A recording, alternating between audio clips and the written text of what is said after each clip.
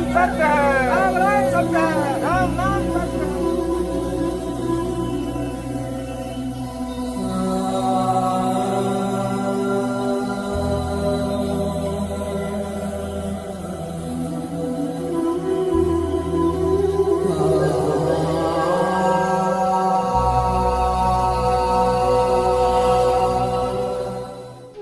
नमस्कार, INC TV पर आपका स्वागत है।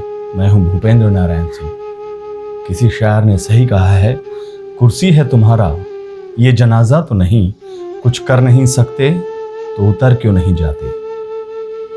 दोस्तों, मैंने, आपने, तमाम लोगों ने हाल में सोशल मीडिया पर जितनी श्रद्धांजलि दी है उतनी अब तक की जीवन यात्रा में किसी ने कभी भी किसी को नहीं दी होगी। जो उत्सव की बात करते थे उन तक शमशान की खबरें तो जरूर पहुंची, लेकिन जब चिताएं धधक रही थीं तो वो लोग रैलियां कर रहे थे।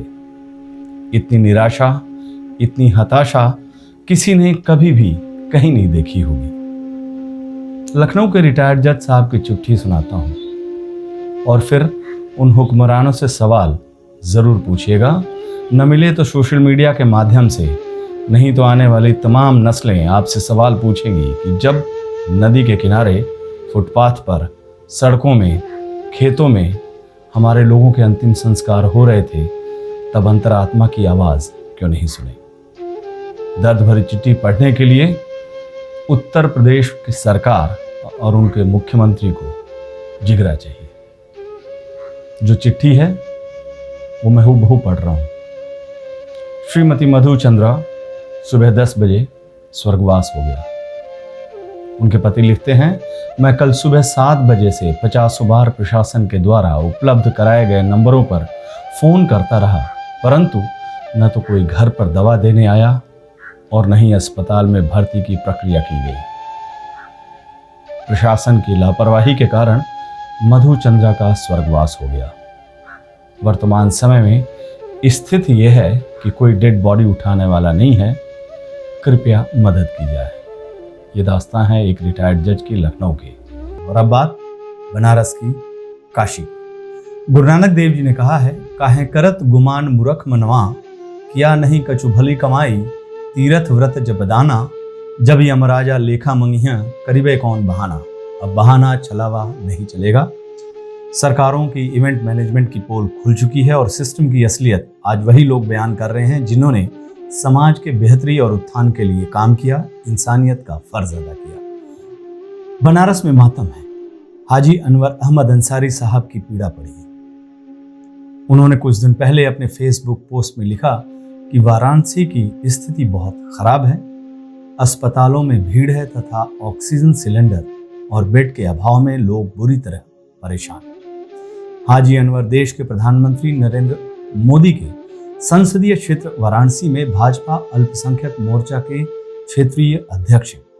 उन्होंने लिखा कि कोरोना वायरस से संक्रमित उनके एक रिश्तेदार यानी उनकी एक भाभी की इलाज के अभाव में मौत हो गई। उन्होंने पार्टी के रसूखदार लोगों के साथ जिले के आला अधिकारियों से चिकित्सीय सहायता के लिए लगातार फोन की, गुहार की, मदद मांगी, परंतु कहीं से भी उनको सहायता नहीं मिली। अपनी भाभी के इलाज के लिए अस्पताल में एक बेड उपलब्ध कराने में मदद के वास्ते हाजी साहब ने जिले के बड़े से बड़े अधिकारियों से लेकर पार्टी के वरिष्ठ पदाधिकारियों तक को फोन किया, पर सब व्यर्थ। उन्होंने कहा कि कोई उन्हें अस्पताल में एक बेड तक नहीं दिला पाया और इलाज के अभाव में उनकी भाभी ने उनके सामने दम तोड़ दिया। अंसारी के अनुसार उन्होंने मुख्य चिकित्सा अधिकारी, जिलाधिकारी से लेकर भाजपा जिलाध्यक्ष, क्षेत्रीय अध्यक्ष तक को फोन किया, लेकिन सभी ने अस्पताल में बेड खाली न होने की बात कही। उन्होंने कहा, जब पार्टी के पदाधिकारियों की ही कोई नहीं सुन रहा है, तब कल्पना की जा सकती है कि बनारस में आम जनता का क्या हाल होगा। पिछले लॉकडाउन में हाजी साहब उनमें से थे जो घर जाकर गरीबों को अनाज दिए, लोगों की मदद की, जिसकी प्रधानमंत्री नरेंद्र मोदी ने खूब सराहना की थी। उन्होंने लिखा कि अफसोस इस बात का है जबकि उनके परिवार की मदद की जरूरत पड़ी तो कोई मदद नहीं देने आया। ये बात भले अब आपको पुरानी लगी होगी, लेकिन अपनों का बिछड़ना, उनके चले जाना लोग कभी नहीं भूलते। यह हाल है उस शहर का जो क्योटो बनेगा, यह हाल उस शहर का जहां लोग असहाय महसूस कर रहे हैं और सिस्टम अनाथ हो चुका है। खैर, काशी में प्रचलित उस बात पर वहां के लोगों में विश्वास है, भगवान शिवनगरी में विश्वास है, जिसमें कहा गया है, जवने सब और झुकेला वो मात कैसे, जेकर बाबा विश्वनाथ वो अनाथ कैसे। कोरोना की वजह से पूरे देश में हाहाकार मचा हुआ है।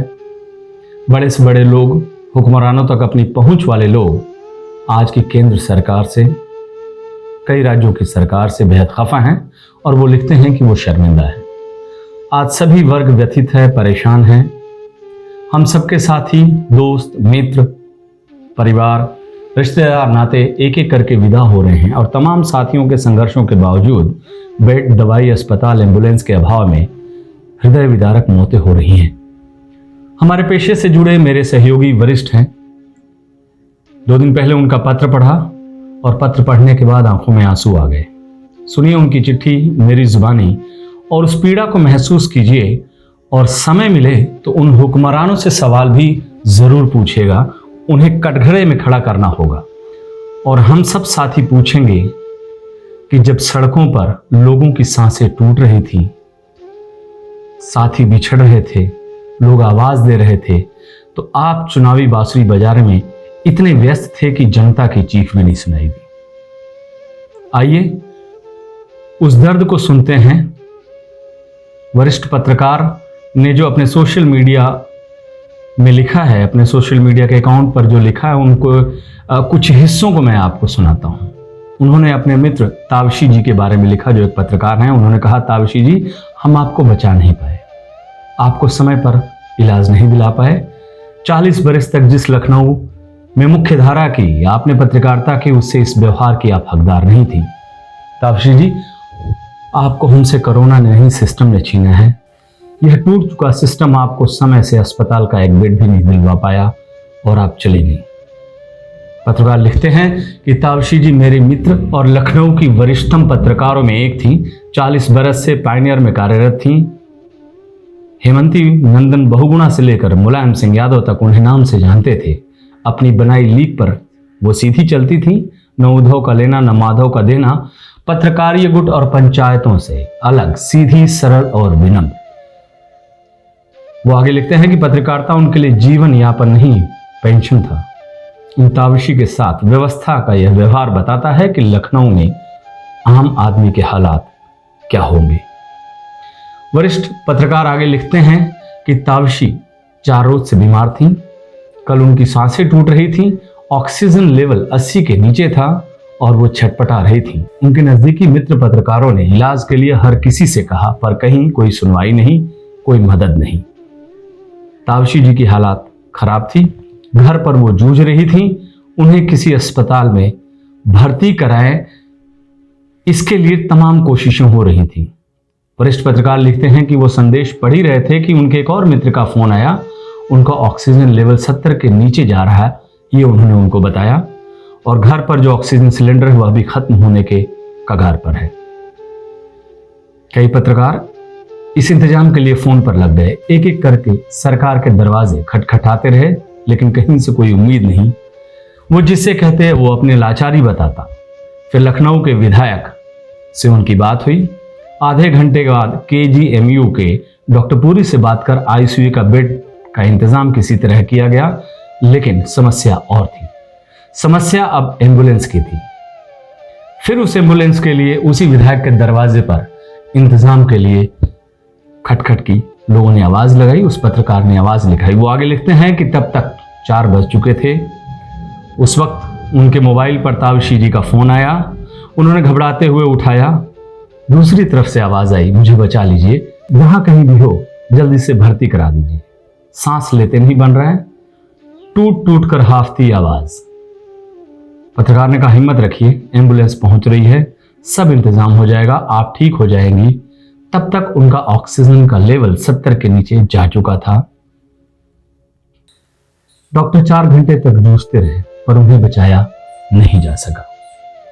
बाद में खबर आई तो पत्रकार मित्रों ने बताया कि तावशी अब हमारे बीच नहीं है। ऐसी पीड़ा, ऐसी हृदय विदारक घटना किसी को सोने नहीं देगी और उनके कानों में आवाज हमेशा गूंजती रहेगी कि कहीं अगला नंबर।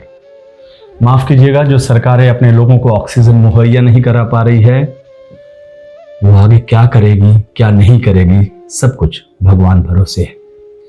अब तो वो चंद लाइनें याद आती हैं जो बस के अंदर लिखी होती हैं कि सवारी अपने सामान का स्वयं जिम्मेदार है। अंत में यही कहूंगा, राम के भरोसे लक्ष्मण की नगरी में राम नाम सत्य की आवाज कानों में गूंज रही है।